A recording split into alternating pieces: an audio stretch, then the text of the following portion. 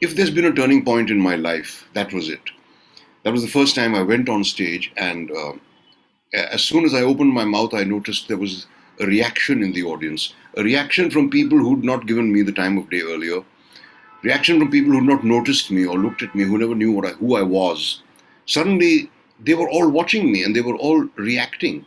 That gave me such a high that I cannot describe. I felt I'd come home. I'd felt this is where I belonged.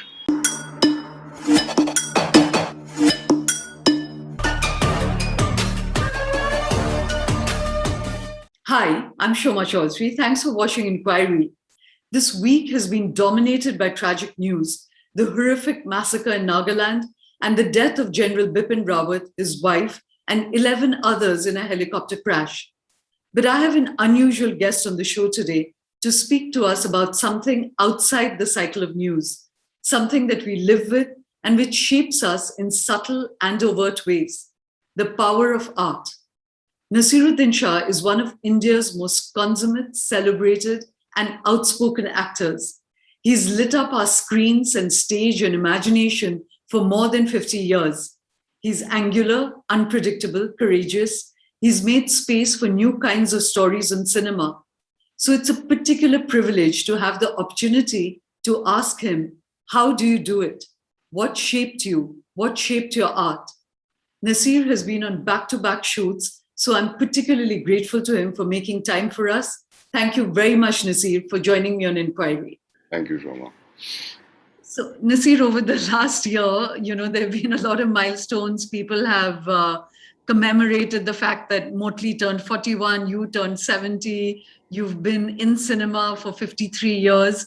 So what I really want to look at is the fact that you really captured imagination for more than half a century. So what went into shaping that imagination? And so for those who don't know the story, where did your love for acting first begin? And, when were you absolutely sure you wanted to be an actor? I think the love for acting manifests itself in every child when he or she looks upon somebody who dazzles them. Whether it's a member of the family, whether it's a teacher who you adore, whether it's a cricketer, who you've loved, or a film star who you've worshipped. The urge to imitate, I think, begins very early, and it did with me as well. I had a series of very interesting characters in my family. In fact, I would love to write about all of them someday, except that I don't have enough information about them, except that I know their present condition. We were from a sort of a zamindar family from a place called Sardhana, which is near Meerut, and is known very much for the church. My family has been there since the 1857 War of Independence. My great-great-grandfather came from Afghanistan and settled down there, and spawned this incredible family which has now spread over several continents. My Nana was a bit of a tyrant. I have witnessed him walloping some of his employees. I also was able to empathize with the employee while I was watching this, with the poor guy who'd been working in the fields and came home with less than he was supposed to, or the bus conductor who hadn't accounted according to Nana the correct amount, and so on. And I was able to empathize not only with the old man but with these people as well. And that is somewhere, I think, where decades later, which helped me while portraying a character like the tyrannical Subedar in Mirch Masala, or the oppressed peasant in Par, I was able to draw upon these memories of these people. And every child loves to live in a fantasy, and I think I started perhaps as early as anybody else. I would invent these stories about myself. I would tell my brothers, who would listen. There were not too much of an age difference between us. There's 3 years between the eldest and me, and 2 years between the second brother and me. And I had these incredible stories about the Burma War, about how I was there, about how I was a pilot, etc., etc. And it would just stream of consciousness storytelling, which happened every night. I actually believed all these stories at that age, and I managed to entertain my brothers too, though they were vastly amused. And one day I caught my dad listening on, and that froze me, and those story sessions ended. But my fantasizing didn't. Dad wasn't upset because he was in the story too. He was cast as my younger brother. Yeah, he's actually younger than me. He has no right telling me what to do. But the only reason I'm shorter than him is because I walked all the way from Burma to India, and my legs wore themselves out, and so on. But it never stopped my fantasizing. Dad sort of patted me on the head and said, "Good imagination." I could see he wasn't terribly pleased. And I don't know whether he meant it or not, but that stayed in my mind. Good imagination is what he said. And I would spend a large part of my childhood fantasizing being one of my uncles, my mamas, my mother's brothers, all of whom were absolutely dazzling characters, tall, handsome, strong, hot-tempered, very fond of shikar. The unmarried ones had girlfriends which they would parade, and it used to dazzle me a great deal. And I think the active fantasizing began when I would accompany them on shikar, sitting there at the back of the jeep, wearing one of their castaway jackets and a hat and holding a gun in my hand. I really felt like John Wayne or something. And I used to believe I was these people. So it came easily to me, believing I was other people. And I think that is where perhaps I stumbled upon my ability. I stumbled upon. I don't believe that anyone is born with talent. I don't think nature discriminates by giving one person talent and one person none at all. It's just if you recognize what you have a facility for early in life, whether it's for swimming, or whether it's for running, or whether it's for doing somersaults, or whether it's for singing, or whether it's for painting, if you recognize this facility, then you have the opportunity to develop it. And that's luckily what happened to me. I could do voices, I could do characterizations, I would stare at myself in the mirror and make faces and try to look like this one or that one. And most of the time, in my imagination, I did succeed. Through school as well, there were all these Irish priests who were teaching us, who were very stern characters, and all of whom were very imitable people as well. And I would do a lot of imitating of them. I would do a lot of imitating of the characters I'd seen in movies, and we saw a lot of movies in that school in Nainital, St. Joseph's. We also saw several plays. I never got a chance to act in any of those plays because I wasn't a good student. It's only the good students who got roles, which means both my brothers got roles. But one of them, in fact, won 2 Best Actor awards, and that used to kill me because I felt I could do as well as any of these chaps. I never got the opportunity, and that I guess fed the fire and drove me towards it. And by the time I was 13 or 14, I was certain that this is what I wanted to do. And I was 14 when I first went on the stage on my own initiative. I wasn't cast in anything in the school production, so I got a group of friends together. We did scenes from The Merchant of Venice. Jeffrey Kendall was my Dronacharya, who I watched every year. His troupe would come to our school and perform, and I was wonderstruck by this man. His versatility, his generosity, his histrionic abilities, his sheer presence on stage. He could fill the stage by himself, and I consider him the greatest actor I've ever seen.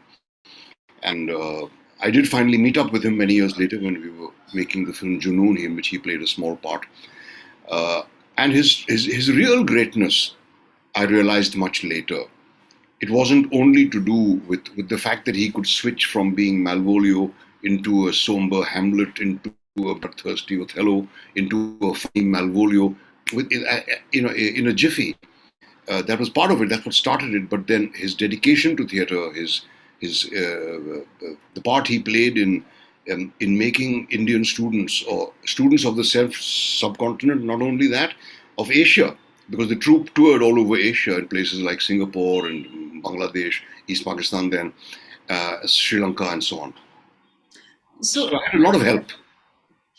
So I'm going to come back to asking you, how you see yourself as an actor. Like, if you were to distill the misconceptions people have, like what's the Naseer playbook. But before that, Naseer, I want to ask about self-belief, because just acting is such a difficult path, and there'll be so many young people who want to be, or even experienced actors, that you didn't have an environment around you of people who believed in you. I know from your autobiography and earlier conversations, you had a big rupture with your father. Your school, you were the backbencher. The priests weren't giving you a chance. So, like at that point, were you filled with doubt, with self-belief? You left home when you were 15 and you went away to Bombay. So, at which point did you really have that self-belief, or was there anyone at that time who gave you that self-belief? Only my two brothers, because they were the only two I could confide in. And they were bemused, and they did not discourage me, but they did say, think about it. It's a difficult job. It's like a lottery. You may or may not get work. So I said, well, getting a job as an engineer is as much of a lottery, or making a good living as a doctor is as much of a lottery. This is something I know that I can do. I've had this belief ever since the first time I went on stage. If there's been a turning point in my life, that was it.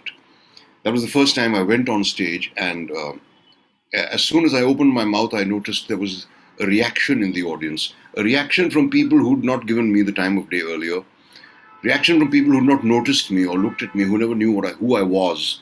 Suddenly, they were all watching me and they were all reacting. That gave me such a high that I cannot describe. I felt I'd come home. I felt this is where I belonged, because I felt so utterly comfortable on the stage. Except for a few brief moments when the lights first dazzled my eyes and I was faced with this brilliant darkness in front of me. But gradually I could make out heads of people I could recognize. But from that day onward, till today, I don't think I've had a single moment of nervousness while being on the stage. And people think this is a vain thing to say, but it isn't. Because it's something I always wanted to do. Here I was given the chance to do it. And that's what I tell younger actors who start trembling and who go running to the bathroom 5 minutes before they're supposed to enter, and who start having palpitations and smoke cigarette after cigarette. And I tell them, what are you so nervous about? This is something that you've always wanted to do. This is something you fought with your parents to do. What are you getting nervous about? Go out there. Those people are waiting to see you. That is the real high. Because in real life, I have to admit not many people listen to me. Getting through to people from the stage was a better high than trying to get through to them in real life. And about my abilities, about my ambitions, I never had a single doubt. Of course, I knew that I have a long way to go, but this is what I definitely want to do. The only time I've had a doubt about my abilities was when I was asked to sing songs in Hindi movies. But so just what was that first role that you did on, when you had this transformative moment? What Shylock. It was Shylock, and I already knew all his speeches by heart because I'd seen Mr. Kendall do Shylock on stage, and here was a role I was dying to do. The most delicious speeches that Shakespeare ever wrote. So I, of course, very cleverly managed to put all those speeches into one presentation. Got a friend of mine to play Portia, dressed as a man, of course, and a couple of other friends to play Bassanio and Antonio, and we did the court scene. We did the scene where I go into the tirade of Hath Not a Jew Eyes, and it was a very good imitation of Mr. Kendall. I still can do a pretty good imitation of him, which is something that I have realized over the years, that one should not prevent young actors from imitating the actors they love. I imitated Babar Mamu and Khalid Mamu and Nana and my dad at times and the teachers I had. And I imitated the actors I'd seen and loved, Spencer Tracy, Charles Lawton, Anthony Quinn. I would imitate them all the time. I don't see anything wrong with beginning with imitation.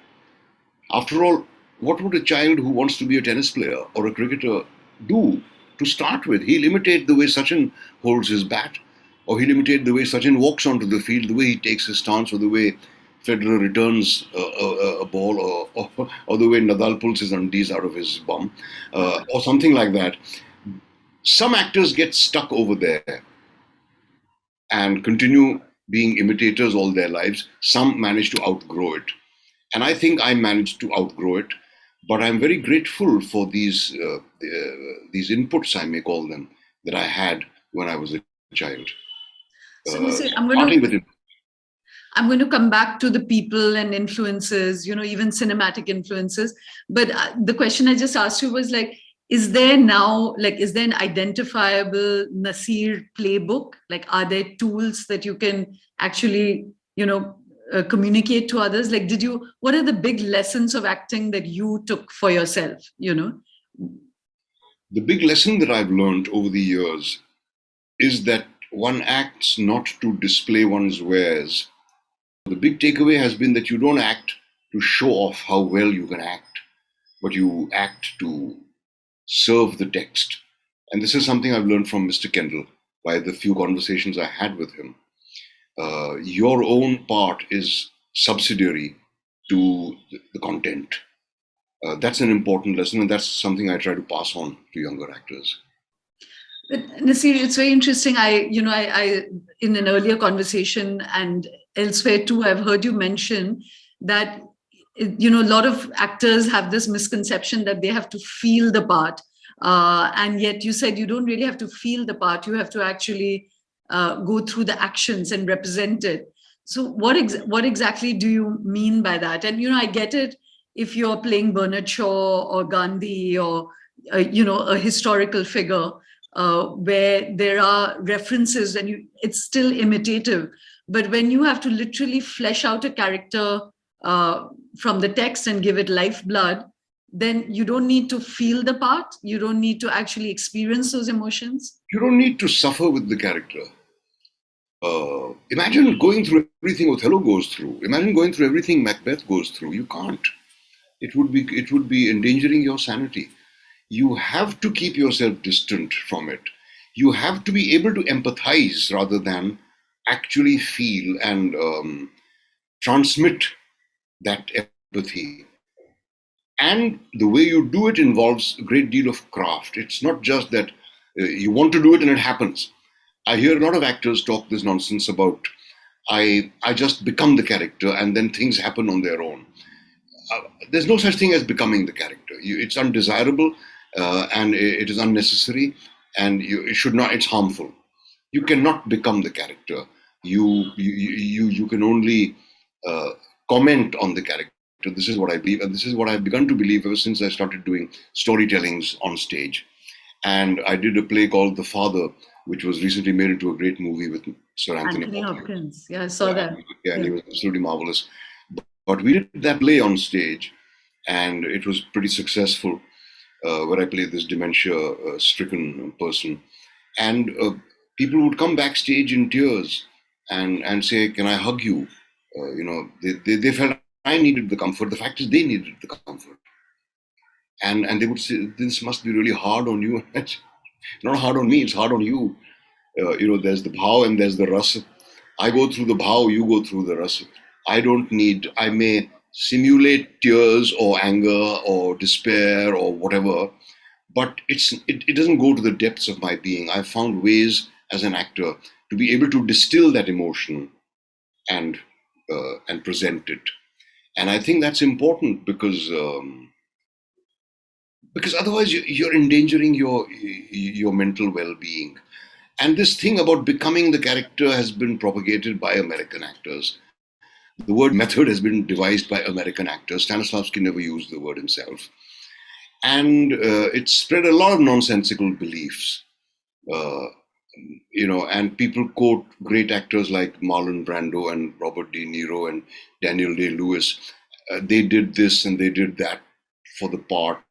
Well, I don't believe that if Robert De Niro practiced as a boxer for 2 years, he was doing anybody a favor.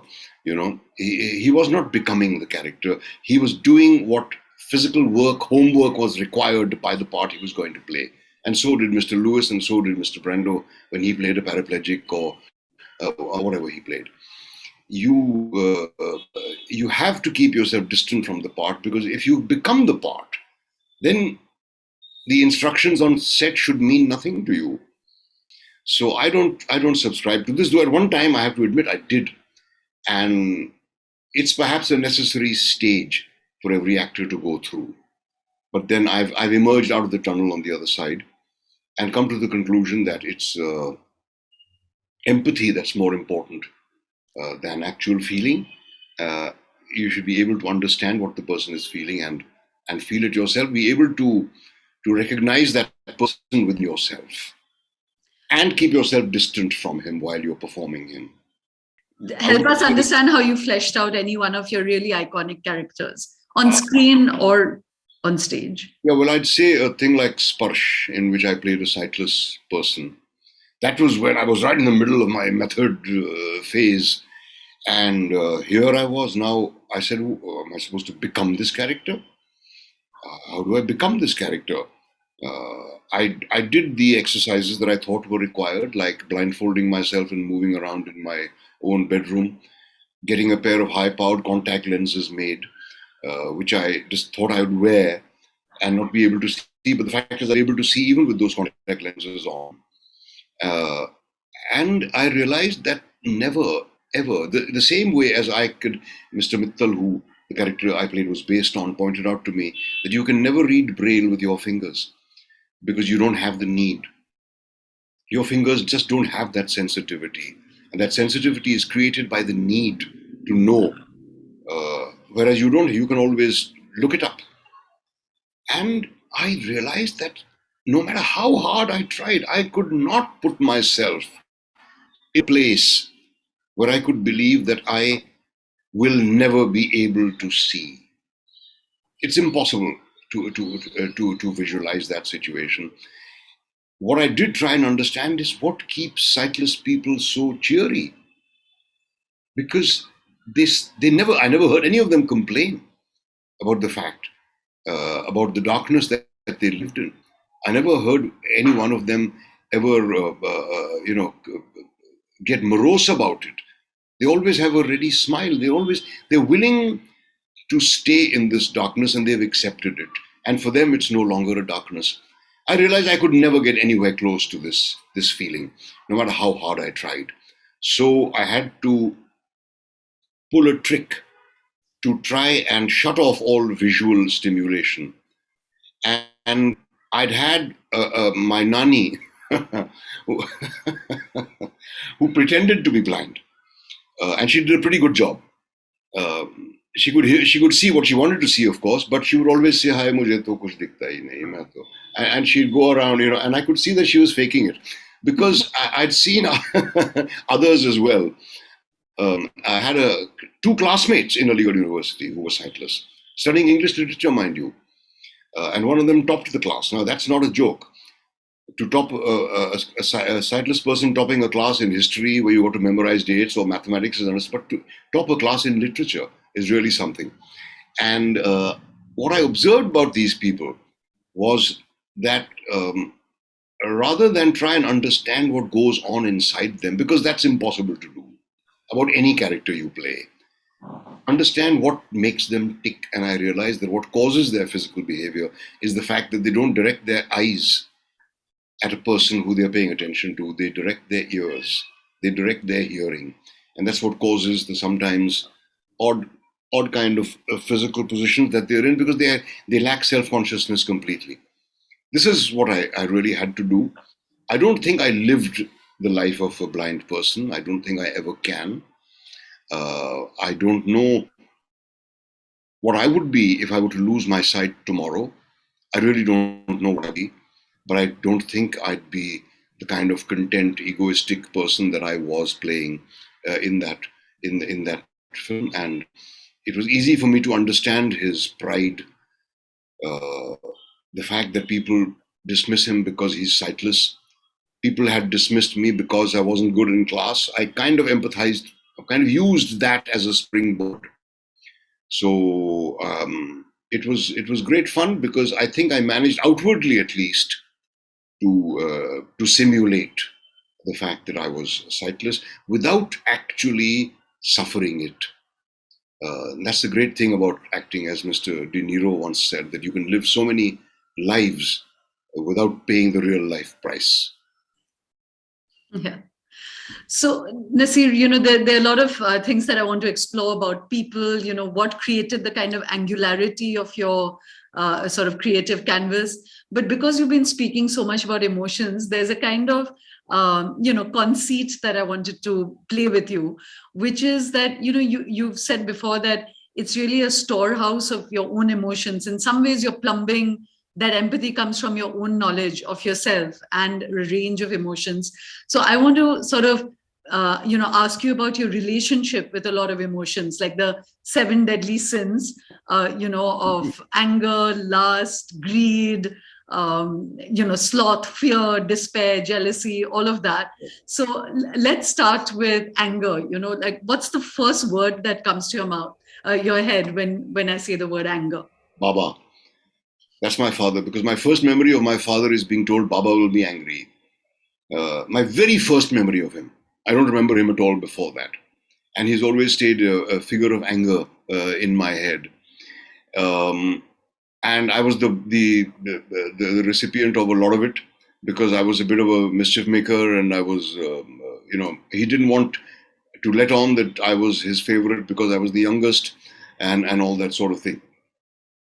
It is something I have had a pretty large storehouse of right from childhood. Where it came from, I don't know. It's probably genetic, because my dad was a very hot-tempered person.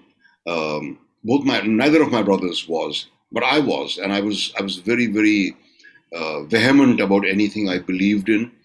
I got into several scrapes, fights with both my brothers and with friends over things I was angry about, whether it was why are you batting first, or why are you going to this picnic and I'm not, and so on. And this anger multiplied itself when I found myself being ignored in school when an actor like me was needed. I never even got a chance to take part in the elocution contest, and I knew I could speak better than any of these guys who were representing my class. That really fed the anger, and it has helped me a great deal to play parts like the Manthan or the Junoon part, where the anger was a little bit overboard, but at least it was real, and it was an outlet for the anger that I had felt about the rejections that I had faced earlier. As I got older, of course, I realized that can be a pretty harmful thing, that it is a habit that one falls into. And it is a habit I had fallen into uh, almost, with no route of escape until we had children. And that's when I realized how damaging anger can be. But it had served a useful purpose for me. Uh, I had also had two teachers, Alkazi and Satyadev Dubey, in the theatre, both of whom had these massive anger fits every now and then, would scream hysterically at us. And I felt that somewhere this serves a purpose. I I now don't think that was so. I What think what purpose did you think it served?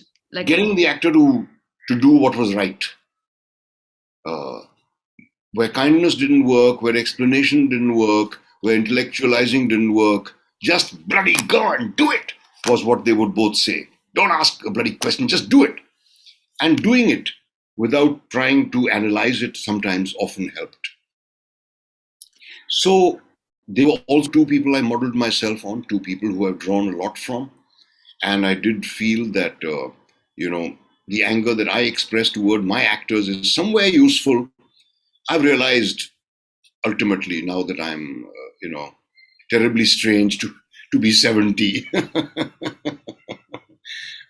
that it's a damaging thing, but it's necessary to an extent.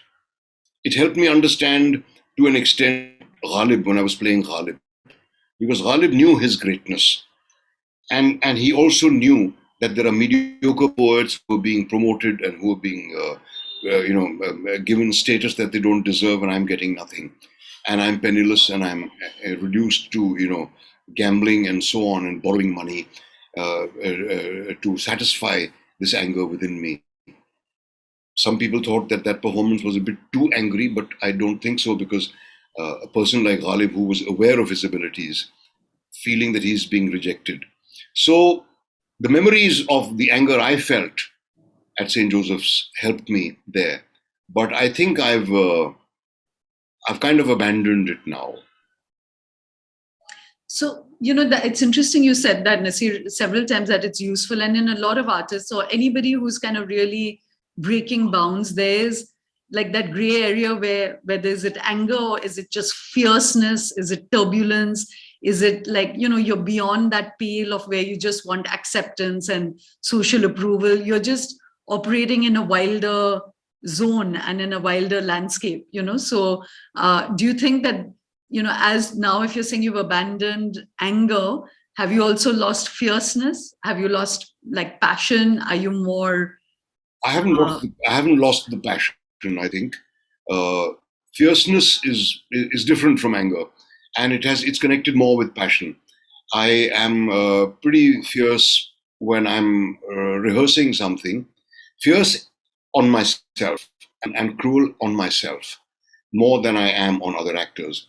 I think that kindness works better combined with an occasional fit of setting them right, kick in the pants now and then.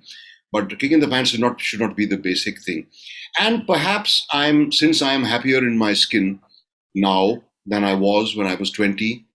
I think that anger has served its purpose. But to come back to something you said earlier, Shoma, that it's all your emotions that you use. It's not so. It is not only you may be asked to portray an emotion that you've never experienced. Then what do you do?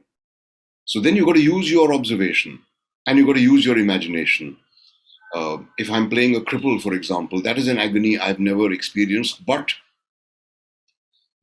it's something I've witnessed my son go through, and that has remained with me. And I think that if ever the opportunity to play a part like that comes up, I would be definitely impelled to draw upon that experience. The anger, What did and your I son? felt, Sorry, you said that your son went through agony. Yeah, he had this accident in which he nearly died, and was very badly injured, and for about 6 months couldn't walk. And we all feared that this might be a permanent situation, but it never was. And he came out of it. He handled it very bravely, and he came out of it with great dignity.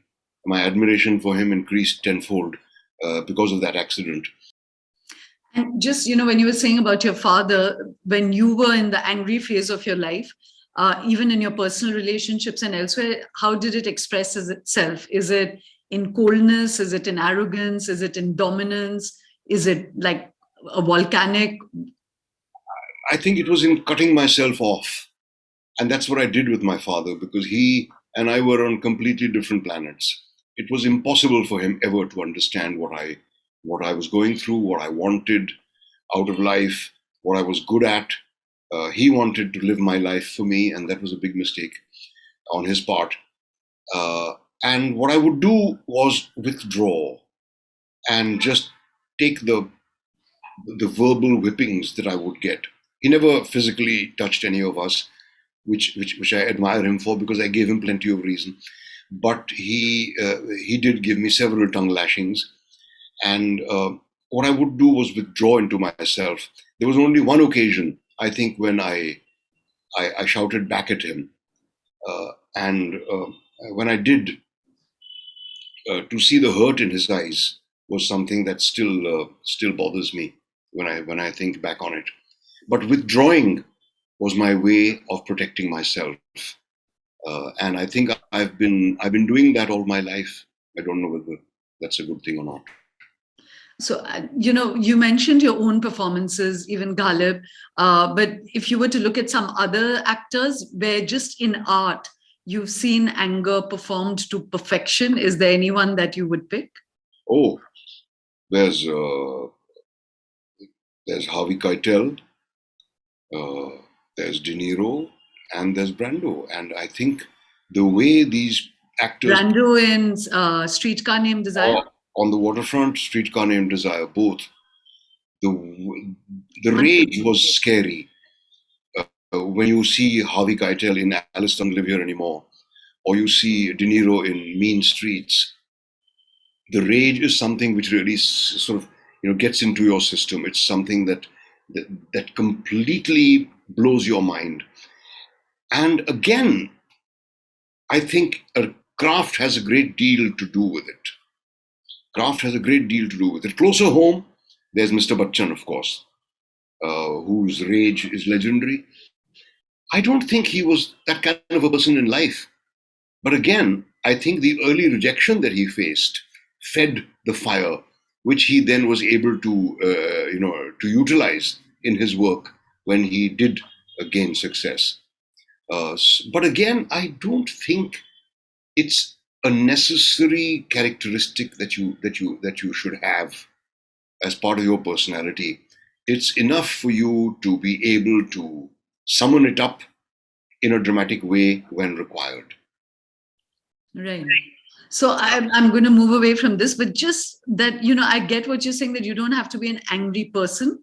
But when you're actually playing an angry scene, like when Marlon Brando's playing that scene in Streetcar Named Desire, at that moment, are you just, you would like say, do you think he was just using gestures of anger, or is he actually feeling that anger? So when you're doing an angry scene, are you feeling anger? Are you going out of your skull? Or are you just imitating the actions of that? I think it's just imitating the actions. Going out of your skull is not desirable. And I don't think that an actor as well versed in his craft as Mr. Brando could have actually suffered that. I really don't think that would have happened with a person like him, whose skill was unmatched. I believe his skill as a film actor was unmatched. Um, and there's this great myth about him that he never learned his lines and so on, which some of our stars try to emulate. That he had these posters all over the place where he would. Now, I think to be able to improvise on your line requires more preparation than merely memorizing your lines. And I think Mr. Brando was one of those rare cases who understood the subtext better than perhaps the directors did, or better than perhaps the writers did, and was able to express it in ways better than the writer had done. Though I don't believe that he actually felt it. It was a distillation of what he understood. Because I mean, how much can you possibly suffer? It isn't worth it. It isn't healthy, and it isn't possible, I think. So right now we were just speaking of destructive anger, but are there a range of issues that make you angry, kind of qualities and people that make you angry? So it's not just damaging anger, but positive anger?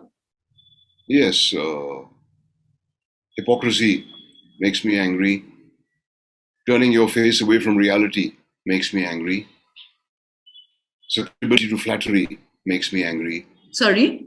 Susceptibility to flattery, and we see a lot of it in the political world these days, uh, represented very well by some of our top leaders. It really makes me very angry. But again, it's an anger that I have to be objective about. I can't afford to go into fits because of it. There are issues. I was very, very angry when the lockdown began and when the unfeeling attitude prevailed over the poor people who were walking home, or the daily wage workers who had nothing to fall back on, where the police were brutalizing them all along the way for the sheer pleasure of doing it, where an innocent young comic is locked into jail for a joke he was about to crack. And that really makes me very, very angry. But I've got to be able to distill that anger into action, not just bluster because I'm angry. Yeah. Yeah, but also, I was just exploring that for an artist. I mean, not the kind of, not tantrum and not rage and, not just damaging anger, but that edge of anger which comes out of the gap between the ideal and the reality. That's a creative anger, and it keeps you alive and Yep. keeps you sensitive to. Yeah, sure. Because the memory of the the wallflower, the dormouse that I was in school, certainly helped me summon up the anger I needed to play certain parts. It was certainly the memory of that, and one had to draw upon it, though one doesn't necessarily draw upon all one's own experiences all the time while acting. You have to be able to be open to empathy to other people's experiences as well. Yeah. So just one last, you said that your father in many ways damaged you, with his lack of belief in you, and the anger. And, I've referred to this before. You said the city of Bombay became your father. It embraced you. It allowed you to be yourself. But did you transmit that? Did you end up damaging relationships in your life with your anger before you learned to pull back? I am afraid I did. And perhaps the greatest danger was with my children. I was very, very aware that I should not be like my father. I should not try and determine what my children want to do. I should not impose my opinion on them, etc., etc. All the things that my father made mistakes with. But willy-nilly, I found myself behaving like him at times.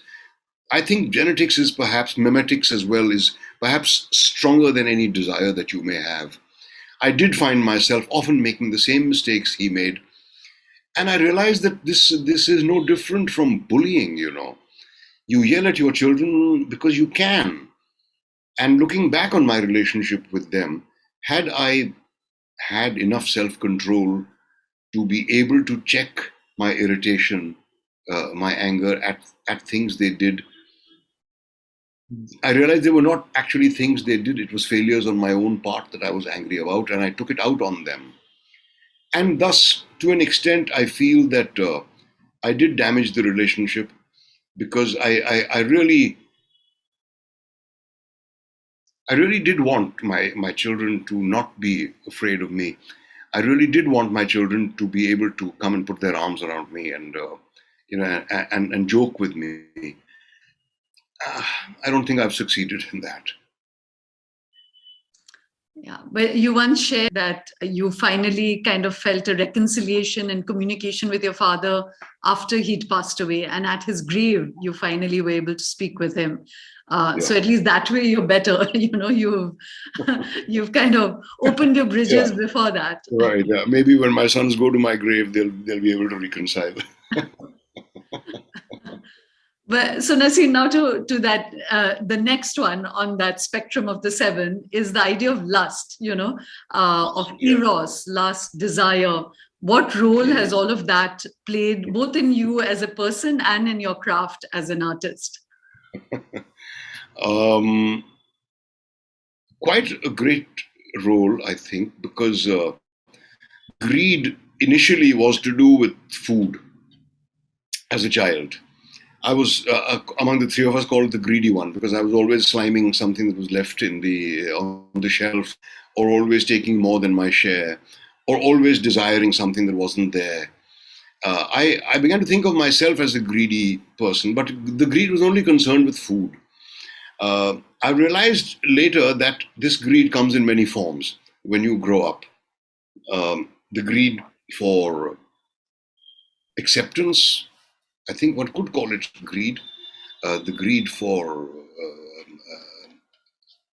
being liked, the greed for being approved. I think all these things also stimulate the same kind of feeling. So that greed for being able to do what I wanted to do, that was also a greed. And I knew that if I did succeed as an actor, I'd have a better life than either of my brothers would have as an army person or as a doctor, an engineer, or whatever. So I guess that was that was greed as well. I have somehow never had the greed for wealth. Um, I know we weren't rich by any means. My dad was in the government service. We were not hand to mouth either. We lived a normal middle class existence, but I did not get a lot of things that I wanted very badly as a child. I wanted to have an air gun. I wanted to have a camera, etc. I never got these things because we couldn't afford it. I never even had a cycle. Um, uh, I think all these things could be attributed to greed, but that greed got controlled when I realized that these things are not happening. These things are not within my grasp. And that helped me overcome the feeling of greed. So later on, when I did become an actor, I think greed for a role, or greed for more payment, or greed for more fame, never has never been a factor in my life.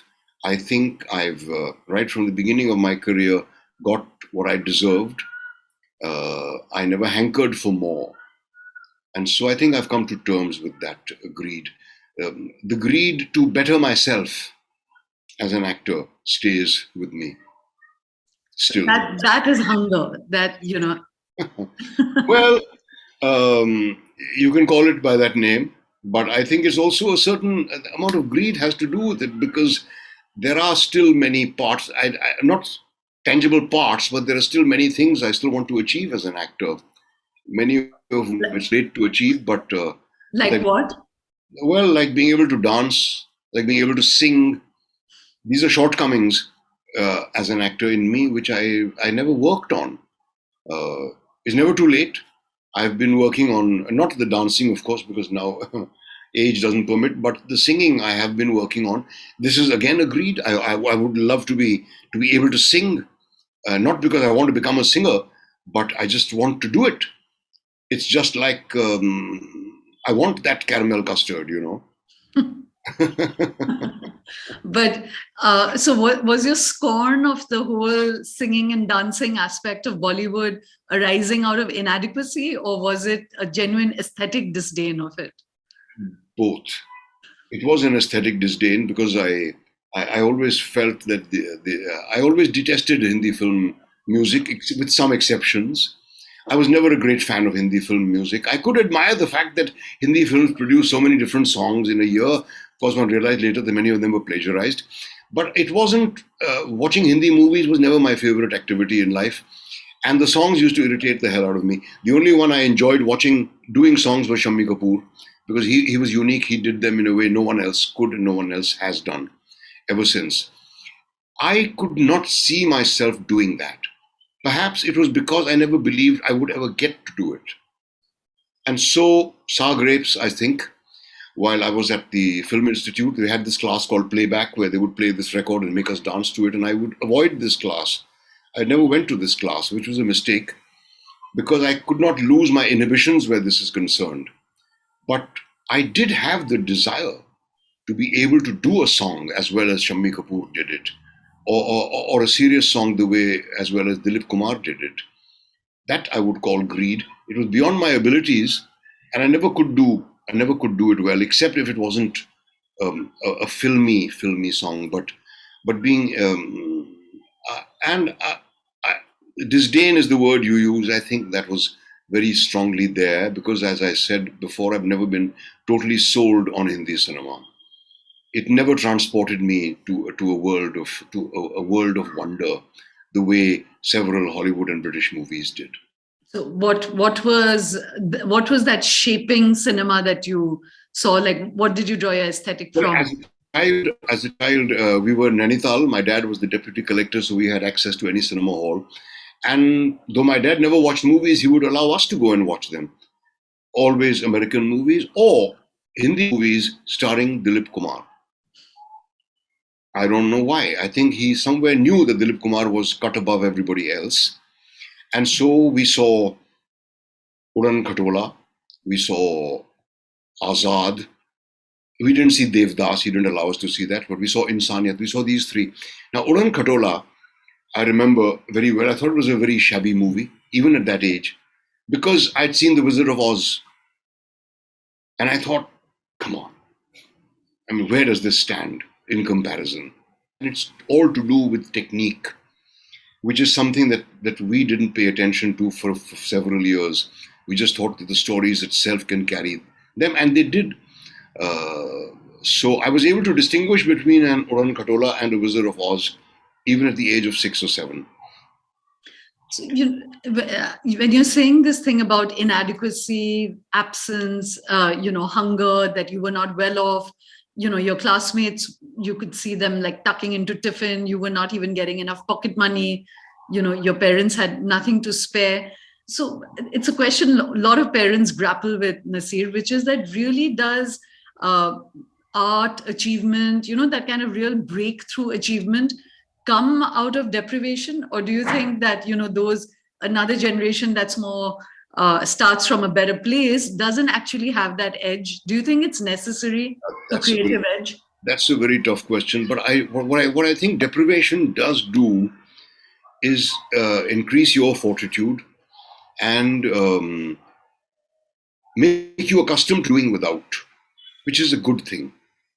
This question that you've just asked has often occurred to me.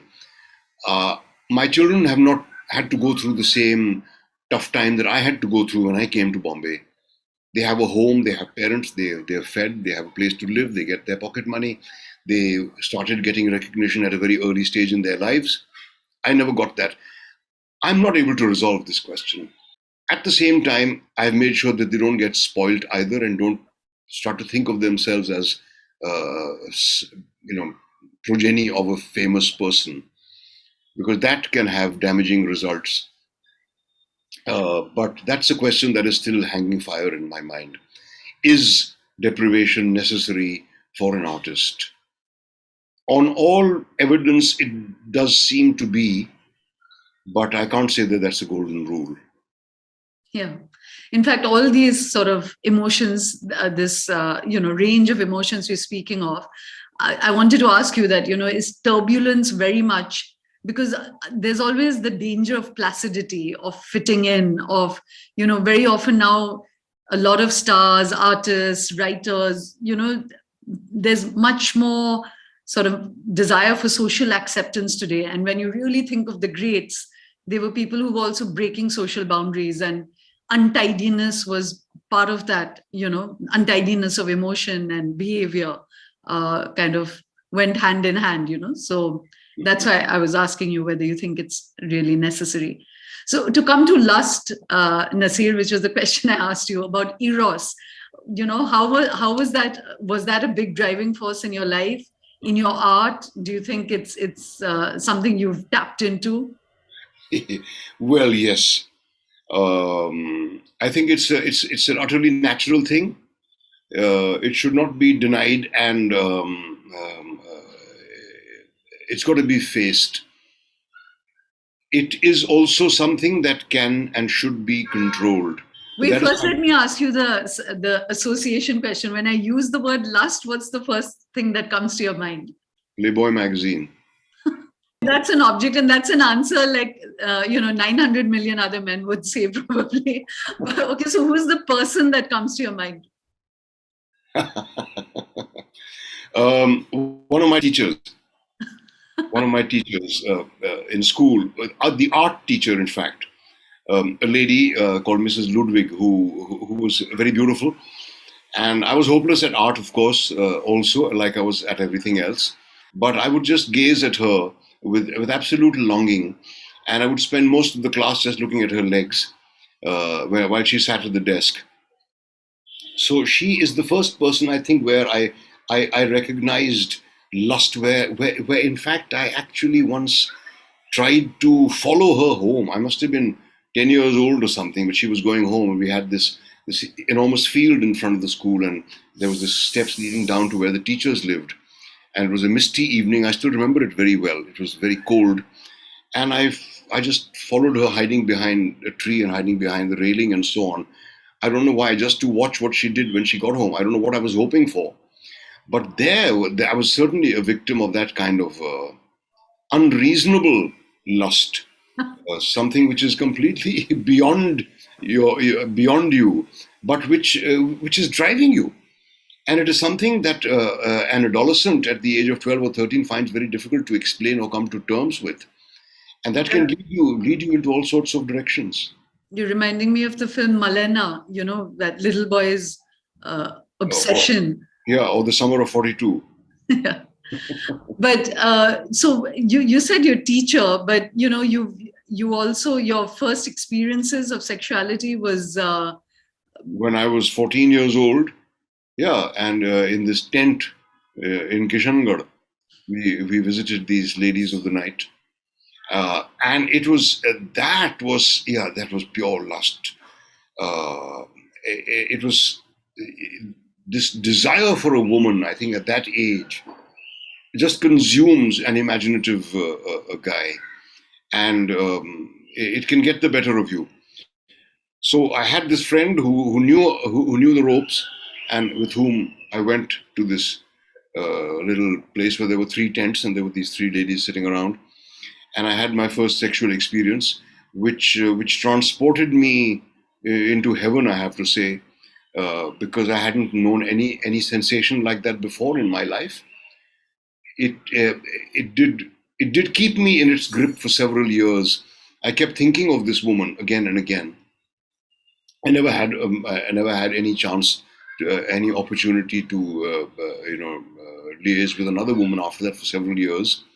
But that was a memory that kept me going, and it has given me quite a bit, because it is. I think it has somewhere determined my equations about about the opposite sex. In, Um, that's an interesting thing you're saying. Like, so an encounter, a paid sex encounter, determined your perception of of women and your dynamics. How did that happen? the fact that you couldn't take anything for granted. I had all kinds of fantasies about being with a woman, which all went crashing the moment this encounter began, and it was a completely different thing. And it was real. It wasn't roses and champagne and silken sheets. This was a hardcore smell of rubber, and a smelly tent and a dirty bed sheet on a tin bed. But that didn't diminish the sensation any at all. And so lust is something which can take control of you no matter what the circumstances. And that is why I said that is something that as I grew older I learned to check, because a lot of the women who I developed a fancy for through the remaining 3 years of life, I never got to, never even got to first base with with any of them. So one learned to control it. So how in art, Naseer, what do you think has been your most challenging role in terms of eros or expressing desire? And how have you played that? Also, you've admired Western cinema so much. Would you at all be able to like do a completely, like a sex scene or be Last tango completely in naked? Paris? No, I don't think so. I don't know how. I don't know how any actor would be able to pull off a thing like that, frankly. Uh, Brando himself has spoken about how uncomfortable it made him, and he didn't know what he was letting himself in for. And I've always had reservations about depicting sex on the screen. I've always had reservations about nudity, because there's a certain barrier that you cross, which transgresses acting when you are in a physically intimate situation with a woman. Then I think it's no longer acting, and that I think is a perilous thing. I think I'd be uncomfortable. I do get uncomfortable. I haven't been asked to do very many intimate scenes, but I do know that somewhere it makes me uncomfortable. Perhaps it makes me uncomfortable because I'm afraid it might tip over the edge. But I asked you that in terms of just eros, where do you think you've arrived at true eros in a scene? Or if you want to pick on other actors where you admire the eros they have evoked, or lust. You just mentioned Brando.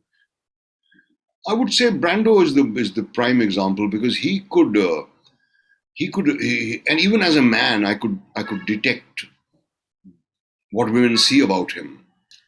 Uh, there's He an was equal amount of desire as a 12, 13-year old boy that you feel toward older men, toward the heroes in your school, toward the athlete champions, toward the boxing champion, toward the cricket captain, etc., which is very close to a sexual feeling. And as I said before, if you have the tendency, you may just go in that direction. But I've never been awfully troubled by it, because I've never been asked to play something as challenging as a Last Tango in Paris. But in your own canvas, where do you think you arrived at something interesting which was laden with eros or desire, or where you had to think about the nature of desire and eros? Food is very close. I didn't realize food plays such a big part in your life. Food plays a very important part in my life, yes. And I feel the same kind of lust toward a great meal as I feel toward a great woman. Oh God. Okay, so what is your palate? What do you love? I'm sure not too many people know this. um, I think understanding. I think acceptance. Again, as I've said before, being non-judgmental, tenderness, humor, friendship. These are the things that go along with lust in my book. Right. Okay, very quickly, we'll just run through one or two more, and then I want to just end with going back to your, the things that shaped you. So, out of all the others in this table, envy, addiction, despair, sloth, are there any which have played a role? Well, sloth has, because I've always been a very lazy person. I'm not a morning person at all. I hate getting up early in the morning. I don't particularly like staying awake at night either. I am pretty lethargic when it comes to doing jobs I don't enjoy, but I compensate for it all when it comes to my work. So the sloth, being aware of the fact that I am slothful and lazy, has helped me to counter that when I actually go into an active job, and then I'm the least lazy person around. But being lazy is great fun. I just love sleeping. Yeah. That's like such a common malady, so I'm not going to probe on that more. But once when we were chatting earlier, Naseer, you came up with a most amazing array of women who are objects of lust or who you think are worthy of lust. And I remember you said Wahida Rahman like tops your list. Absolutely. I don't think there's been a sexier lady than Wahida Rahman on the Indian screen. And there have been plenty who've tried to be. But what was great about Wahida was that she was so unaware of the effect she's having.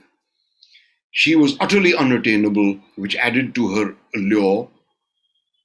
And you could see the mischief in her eyes. The song in Pyasa, which she sings, "Jaane Kya Tune Kahi," I think is the most seductive song ever I've seen on the Indian screen. So certainly Wahida Rahman tops the list. There are several others, many of whom my wife is very amused at when I mention. Like, Ladies like Bela Bose, Helen, of course. Though Helen was the one and only, she was different from everybody else. But there were several. There was a lady called Rajshri. There was Rajshri, these are the ones. Right. Who's Ratna saying? Ratna prompting me, yeah. Yeah, there was Shakila, there was Rajshri, um, and several others. But none of them were in the same league as the Wahida Rahman, a person with that much dignity and that much sexuality in her. Tanuja, yes, definitely. Tanuja was too vibrant and wonderful for words, and I think she was just too much in your face to be accepted by the film industry. It's been a mystery to me why Tanuja never became a huge star. She starred in some of the most popular movies. She starred opposite the most popular leading men, but I think she was just too straightforward for the industry, and she had no wanton qualities, which I think is necessary for a Hindi film heroine. She didn't have a wanton quality. That's interesting. I mean, lust, and you said she had dignity, she was unaware, but now you're saying wantonness is important. So describe your kind of potpourri of what is the chemistry of lust. What do you think is? I think that being, too much of the come hither thing is off-putting. the women who fancy themselves to be terribly sexy in our film world, I don't find attractive at all. The women who flaunt their so-called sexuality in your face, I don't find them attractive, appealing at all. It's the more withheld ones. A lady like Nutan as well, I found terribly attractive. But again, she was not one you could fantasize about. The ones you could fantasize about are not the ones who you hold in high regard, I feel. So you're not making any distinction between lust and idealized love, like romance, like someone like Wahida ji you would want to spend your life with, or are you actually speaking in terms of like just sexual lust? Uh, Spending my life with is a very difficult one because I don't know what kind of a person she'd turn out to be. So I think I'm talking about sexual lust. Okay. So just to come back finally to, you once again earlier when we've been chatting, you mentioned two very interesting people who you said gave you the wisest insight into art and acting. And they were like bit characters that no one will ever remember. So could you just share that? And what was it that they really imparted to you? One was Kanhaiya Lal ji, who always played the wicked Munim, who always gave the same performance in every movie. He was utterly predictable in every way. The moment he appeared, the audience knew what is in the offing, and he was so excellent in those parts that the film industry never considered him for anything else. I don't know whether he had more of a range, but he was certainly a person who had an interest in things. I know for a fact that he was terribly fond of theatre. He would watch every Marathi play, and he was a regular in the Marathi theatres. He was also fond of literature. He was fond of poetry. He was fond of classical music. I discovered all these things later. I was shooting with him in a film called Hum Panch, which proved to be his last film. He was badly on the bottle those days, and he was nearing the end. He wasn't quite himself, and he had no clue who I was. Uh, but then I won a national award for Sparsh in the middle of the shooting of Hum Panch, and then he sort of, oh, what's Aksha? He said, come here, come here. And he said, हाँ मुझे याद है तुम्हारा एक नाटक मैंने देखा था, सत्यदेव दुबे का नाटक था, और अच्छा काम करते हो, लेकिन तुम जब तुम्हें एक्टिंग करते हुए देखते हैं ऐसा लगता है कि तुम ऑडियंस के सर पे बैठना चाह रहे हो. You want to dominate the audience. You want to enter into their system. Don't do that, he says. Audience को पलकों पे रखो. Audience को अपनी गोदी में उठाओ. Love the audience. Don't attack them. This is what old Kanhaiya Lal ji told me after seeing me perform on stage in a play in which I was playing a sort of a negative kind of a person. I did find that very, very useful, and I realized that was the distinction between an actor like Om and an actor like me. Om was a person who wouldn't lambast you with his presence. He would, his approach was gentle. And I think somewhere after this little talk, You're saying Om's presence would lambast, or his was gentle? It wouldn't. It was gentle. I was the opposite of that. I was a person dying to impress everybody with the moment I opened my mouth. Om was an actor who was patient enough to wait for that appreciation, for that acceptance. I wasn't. I was much more impatient than him. But since this Kanhaiya Lal told me this, I learned to temper my attitude towards my audience, particularly on the stage. The other person was a man called C.S. Dubey, whom only a true Hindi film aficionado would be able to identify. Again, C.S. Dubey played the slime, the second, the third in command, the guy who said yes, boss, a lot of the time. And C.S. Dubey and I, again, during the shooting of Hum Panch, were sitting together after this award, and Dubey ji says to me, should I say this in Hindi or should I say this in English? Because it would get the spirit of what he said. Yeah. So what C.S. Dubey said to me, and C.S. Dubey, I realized why a wink is vulgar after I watched C.S. Dubey wink. Right. He had the most obscene wink I've ever seen in my life. And he had a pretty obscene attitude toward life as well. He talked a lot of dirt. He would crack filthy jokes and so on a lot of the time.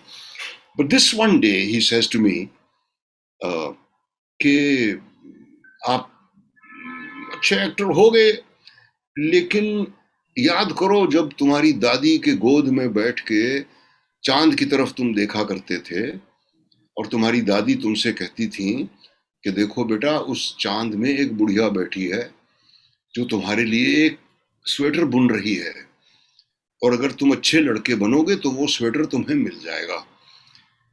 तो जिस विश्वास के साथ तुम चांद की तरफ देखते थे, वो विश्वास अगर तुम अपनी एक्टिंग में ला सको, तब तो तुम कलाकार हो। This really affected me because it fed into something I've always believed, which is a truth in acting. And there is something which is pretty elusive and something which can lead you in the wrong direction, but it is an essential component of acting. There is no such thing as truth. It's lies like truth. As this is the title of a book on acting, Lies Like Truth. You have to have that conviction. You knew what your grandma was telling you was bullshit about the old woman who's knitting a sweater for you, but yet you looked at the moon with complete conviction. That is the conviction that one tries to bring into one's work. And this piece of advice, along with Dubeyji's advice about when you're in doubt, do less. These are the three things that I still use as guiding lights. And just to end on, Naseer, what's a very close circle of people, who have impacted you both personally and in your art? Like, how would you assess them as artists? Say Ratna, Shabana, Puri, the people who've really been core to your creative life. Maybe Hiba, your first wife, Praveen. Yeah, Praveen was a great guide because she was probably the first one who encouraged me in my dreams, who told me that you're not on the wrong path. She said, I can't see you as a failure in life. You were not born to be a failure. You should pursue this dream. And I'm very grateful to her for having said this because she encouraged me to try to get into the drama school and so on. She had unquestioning faith in me, in my acting abilities, not in me as a person, because the marriage didn't last long. But in my worth as an actor, she had absolute faith. Then, of course, there was Al-Qazi, who I met, and Puri, both of whom I encountered at the same time. Al-Qazi was an absolute giant in every way. His knowledge, his articulateness, his ability to get across to you, the way he could inject life into a scene which looked as if it should end now. All these things, his knowledge of art, his knowledge of painting, his knowledge of music, of theater, of cinema, of everything was just incredible. And he did share it with all of us. He was a truly remarkable man. I met at the same time as I met Al-Qazi, and had just come from Patiala. He had been working as a clerk in some bank in Patiala and doing theatre on the side. I was from a reasonably well-off family coming from Aligarh University. We were both small towners, but I spoke English. He didn't speak English that well. But I could detect in him the same kind of fire that I had within me. I could see, was faced with many more shortcomings than I did because of his lack of exposure to the world, because of the pockmarks on his face, because of his feeling of insecurity. And I watched over the 3 years overcome all these obstacles and emerge as a truly watchable actor. And then, of course, what he did with the rest of his life is history. The fact that he reached where he did after the kind of beginning that he had never fails to inspire me. Dubeyji was another milestone uh, because he took me under his wing, gave me my first professional job in the theatre, where I met Ratna, who was at that time 18 years old, studying in college. But I was taken in by her because I just felt an immediate communion with her, though she refuses to believe it till today. But the moment I saw her, I felt an immediate connect, and I felt that I'd really like to know this person more, and I did. And as it turned out, she she does not have the kind of blind faith in me that Parveen had, but she was able to see me more she was able to help me see myself more objectively. And all through the 45 years or 50 years that we've known each other, she's been a constant brick, she's been a constant support. She points out things which nobody else does. She is my best friend and my harshest critic, and that really helps. What has she spotted in you that like maybe like inadequacies as an artist that others don't notice? She points out tangible things. She doesn't talk in general. She says, in that scene, this moment didn't quite work for me. I think you should have been a little more compassionate here. I think you should have been a little less angry here. Tangible nuts and bolts criticisms is what she has to offer. We don't talk much about the general field of acting, but she just does point out things. She's been. I don't think.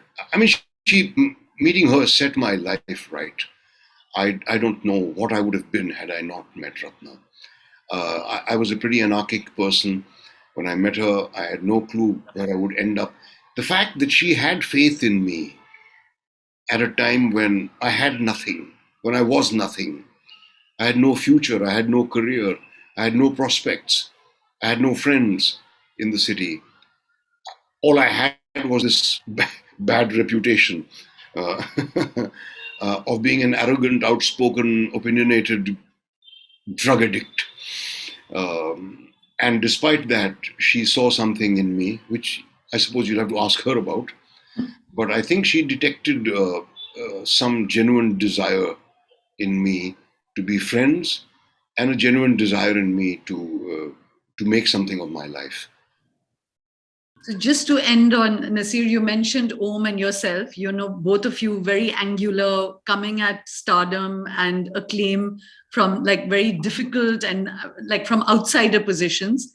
What's kept your fire going and what killed Om's fire, creatively?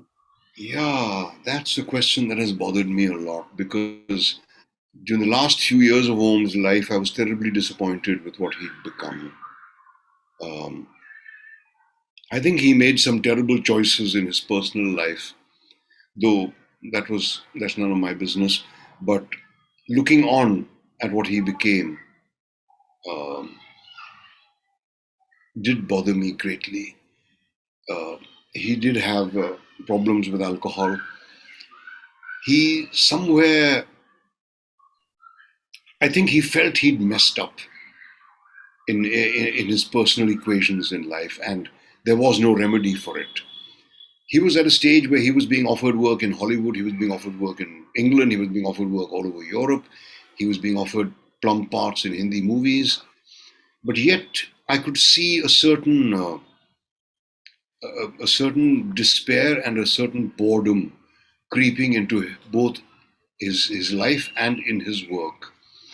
And perhaps it was because he couldn't find any meaning in the work of acting beyond making a good living, and that is where I felt disappointed in him And what because what gives you excitement till now? Like you've pretty much achieved what's possible, So what turns you on still?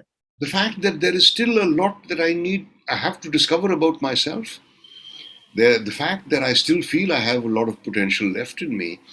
I still feel I am capable of other things apart from acting. I still feel that I could be a good team man, which is something that has become of great importance to me. My own part is not of as much importance as participating in a project I believe in. Doing cameos does not disturb me. Not getting the kind of acclaim that other senior actors get does not bother me. I don't covet anything, and that I think covers envy, which is one of the seven sins. Sins according to Christianity. Huh? Yeah. Yeah, Yeah. Christianity is a religion that is heavily dependent on, self denial and abstinence and penance and punishment and so on. I don't consider any of these things to be sins. They are all qualities within a man. Yeah. That's why at each juncture I was asking you for their creative potential of these emotions. Each one of them has a creative potential. I don't think there was um, enough anger in Om. I don't think there was enough drive. I think he felt he'd achieved his potential, which was a mistake. I still think I haven't. Maybe that's the difference. Thank you very, very much, Naseer. Like, I could keep talking for like 2 more hours if you make yourself available. But you've opened so many paths. Like, you've just created such a. I think when you were starting out, it was so inconceivable that the kinds of stories that are told today would be told. And Yes, you that I would really last. opened that space. As I said earlier, I'm surprised at myself sometimes that I've lasted this long. That you've lasted this long. What do you mean by that? Lasted this long as an actor. Yeah, I thought I'd have a few years of a good life, but it's been longer than I anticipated. It's been better than I anticipated. Yeah.